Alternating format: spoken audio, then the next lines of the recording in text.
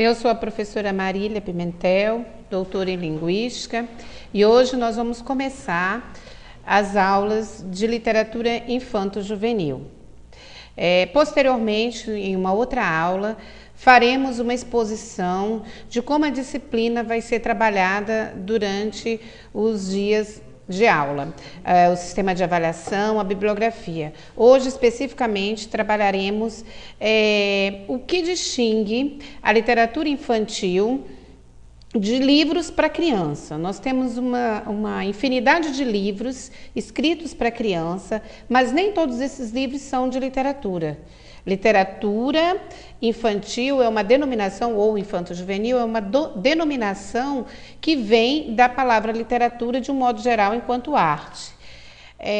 O Jesualdo Souza tem um livro chamado Literatura Infantil, que ele trabalha em um dos capítulos quais são as principais características que distinguem uma literatura infantil. Segundo Jesualdo Souza, que é um livro de 1982, o livro mais belo do mundo não conseguirá interessar a criança a se expressar suas ideias de um modo abstrato e que sempre será necessário para avivar-lhe o interesse e obter o resultado desejado, recorrer a outros elementos no desenvolvimento de suas ideias. O importante, e é uma coisa que eu quero que fique nessa disciplina, é você aprender a distinguir um livro de literatura infantil ou juvenil de um livro para criança. Primeira característica de um livro para criança, segundo Jesualdo, é o caráter imaginoso. Não é? O que seria esse caráter imaginoso do livro para criança? O caráter imaginoso tem a ver com o fantástico, com a imaginação da criança. Quer dizer, a criança ela gosta de imaginar, de se ver num outro mundo. Então, o pozinho mágico da Sininho, a montanha mágica, as botas do gato de botas, as lendas, as fábulas. Essa descrição desses elementos do maravilhoso, da imaginação, é do mundo da criança. A criança gosta de imaginar. E se além disso, esse caráter imaginoso tem que ser descrito de forma poética, de forma mais ou menos realista, mas ao mesmo tempo livre. Então, os mitos, as lendas, as fábulas, os quadrinhos, aí reside o caráter imaginoso. Uma outra característica, segundo o Jesualdo, que deve distinguir um livro de literatura infantil de outros livros, é o dramatismo. O dramatismo consiste em refletir ou procurar refletir o próprio drama da criança, o próprio drama vivido pela criança. Ideal e absurdo por vezes, realista e despojado. É sempre importante, para centralizar toda a atenção da criança e forçar uma globalização de todas as suas imagens interiores. Isso ocorre a partir de sua esperança, de nesse drama vivido por seus sentidos, poderem repetir-se os movimentos interiores que passam a ser então o seu drama. Nesse sentido, nós temos um material que nós vamos trabalhar depois, de um autor chamado Bruno Bettenheim, que é um psicanalista que escreveu um livro chamado A Psicanálise dos Contos de Fadas. Nesse livro, A Psicanálise dos Contos de Fadas, o Bruno Bettenheim ele mostra, ele faz uma amostragem de um trabalho que ele fez de terapia com crianças a partir de contos de fadas. Segundo ele, as crianças se identificam com aquele drama vivido pela princesa, pelo lobo mau, pela Chapeuzinho Vermelho, por aqueles personagens, ela se identifica e acaba inconscientemente tratando de um problema interior, de um drama interior e resolvendo esse problema por meio do conto de fada.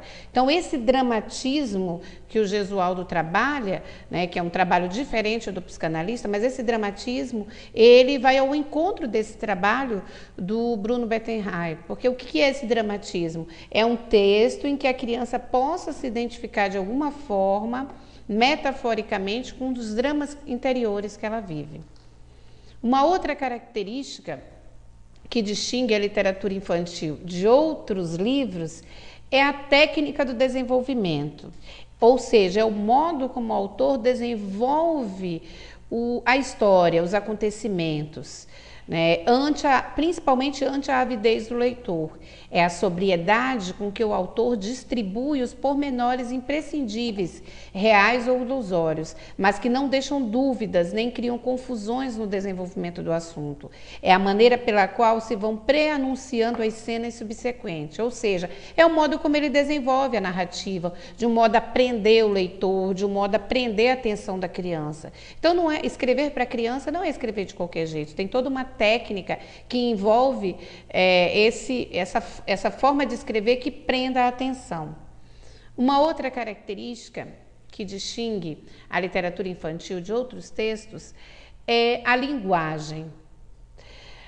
A linguagem é um elemento importante para a degustação da obra e que resume a habilidade do criador. Então, pensar, isso é para qualquer público. Escrever é também um exercício de pensar no outro. Escrever é um exercício de alteridade, de certa forma, porque você vai pensar em qual é o impacto dessa leitura para esse leitor que vai ler essa obra. É mais ou menos o que o publicitário faz, pensar no que o consumidor vai sentir na hora que ele vê aquela propaganda e principalmente fazer com que ele compre mais, que ele consuma mais. A mesma coisa é o livro. Então, se eu tenho um público infantil ou juvenil, a linguagem ela não pode ser, não é exatamente que tem que ser uma linguagem fácil, entre aspas. O que seria essa linguagem fácil? Uma linguagem, por exemplo, com diminutivos, menininho, princesinha, não exatamente isso. Uma linguagem simples, uma linguagem clara, com uma boa entonação, com uma boa rima, mesmo que seja um texto narrativo, uma bela entonação, mas sem ser trivial, como diz o Gesualdo. Né? Deve ser poética e muito bem cuidada quanto à originalidade e idiomática, ou seja, a linguagem ela tem que ser correta, dentro de uma linguagem culta, mas ao mesmo tempo uma linguagem solta, que envolva a criança. Então, a linguagem é um elemento importantíssimo para essa criança que vai ler o livro. É importante saber que na literatura infanto-juvenil, que nós vamos trabalhar aqui principalmente, é entender que nem todo livro, como eu disse no início, nem todo livro que está no mercado editorial, que é publicado anualmente para a criança, é de literatura. Eu, por exemplo, fiz um trabalho de análise dos livros de autoajuda que são adaptados ao público infanto-juvenil. Por exemplo, nós temos um livro chamado Quem Mexeu no Meu Queijo para Crianças. Esse livro é um livro para criança. Né? Na própria introdução do livro tem uma apresentação direcionada aos pais. Compre esse livro para os seus filhos, para que ele possa aprender a viver antes de chegar à vida adulta. Por que acontece isso? Existe o livro Quem Mexeu no Meu Queijo, que é um livro para adultos, que é usado muito nos cursos de administração, economia, nas empresas, que é um livro que ensina como conviver com as mudanças que ocorrem na vida. E aí os autores fizeram uma adaptação para o público infantil. Quem mexeu no meu queijo para crianças, e tem uma versão para o público juvenil, Quem mexeu no meu queijo para jovens. Isso significa, esse livro é um livro de literatura infantil? Por que é direcionado à criança? Com certeza não. É um livro que foi escrito especificamente para o público infantil, mas não é um livro de literatura, é um livro de autoajuda. Será que nós não podemos trabalhar como a criança pode lidar com as mudanças sem precisar apresentar a ela um livro de autoajuda?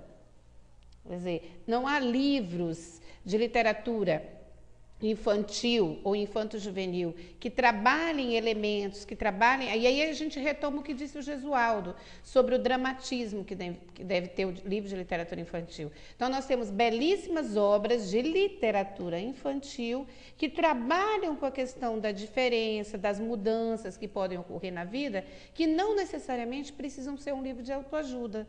Nós temos um outro exemplo, que é o livro Pai Rico, Pai Pobre. Pai Rico, Pai Pobre é um livro que vendeu muito e vende muito. Os autores resolveram publicar o livro Pai Rico, Pai Pobre em quadrinhos, que é específico para crianças, e Pai Rico e Pai Pobre para jovens. Eu fiz análise dessas adaptações e o que nós percebemos é que a sociedade, de um modo geral, o sistema que a gente vive, quer preparar a criança para o mundo adulto cada vez mais cedo. Então, por que uma criança de 5 anos, de 6 anos, de 7 anos não já deve aprender como ficar rico? Lendo Pai Rico, Pai Pobre. Então, fizeram uma adaptação. Mas nós temos livros... Isso não é literatura infantil. Esses exemplos que eu estou dando é para mostrar para vocês como que nem todo livro que é escrito para criança é de literatura. E o que deve-se, principalmente, o que nós devemos privilegiar na escola, na sala de aula? É autoajuda ou literatura? O que vai trabalhar o raciocínio, o intelecto da criança para ser um leitor ávido, um leitor crítico, um leitor maduro?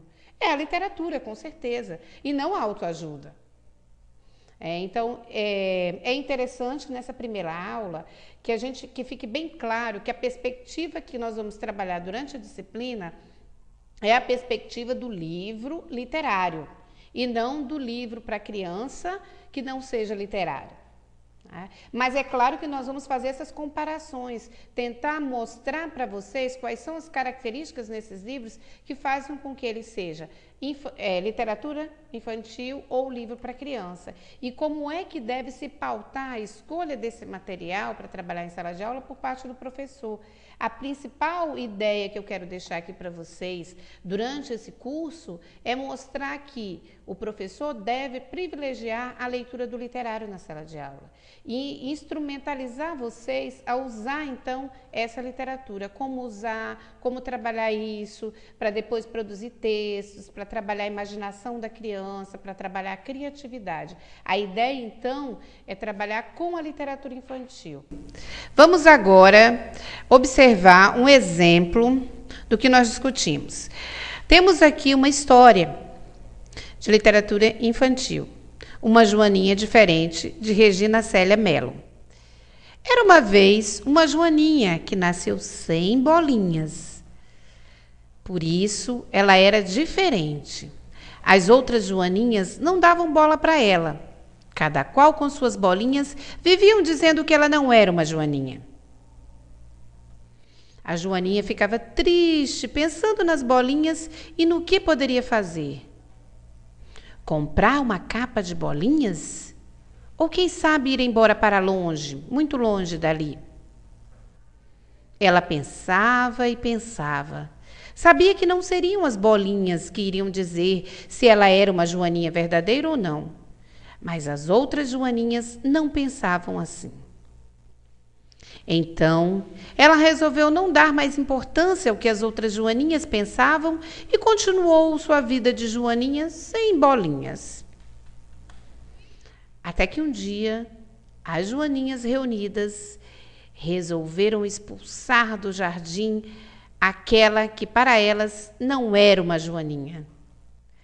Sabendo que era uma autêntica Joaninha, mesmo sem bolinhas, teve uma ideia.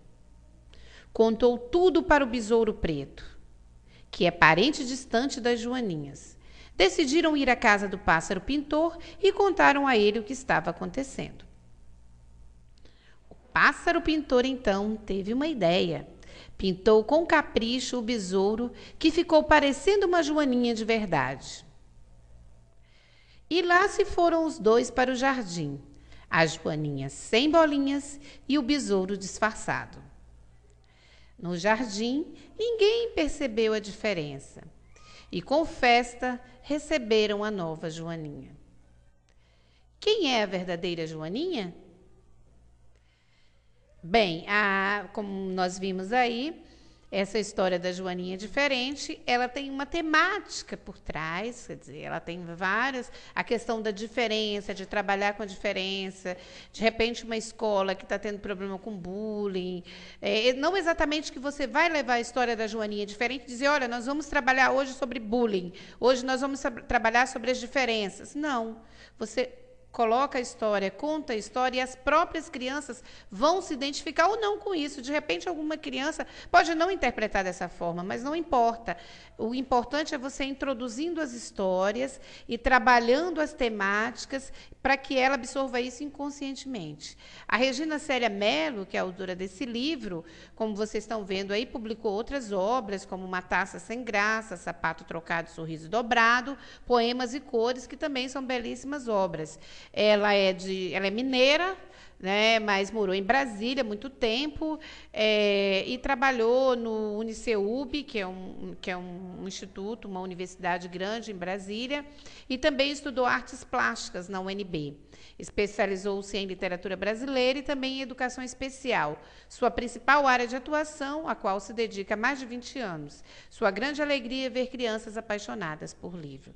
Então, com esse exemplo, nós fechamos esse primeiro momento da aula, que era tentar observar, tentar dar esse novo olhar e entender a literatura, então, como diferente de um livro para criança. E quais são as características que fazem com que esse texto, ou com que esse livro, seja literário e não só apenas livro para criança. Nós, ao longo das outras aulas, nós vamos ver outros exemplos para que isso vá ficando cada vez mais claro e que, inconscientemente, vocês, enquanto alunos e possíveis professores, possam trabalhar isso com as suas crianças. Muito obrigada.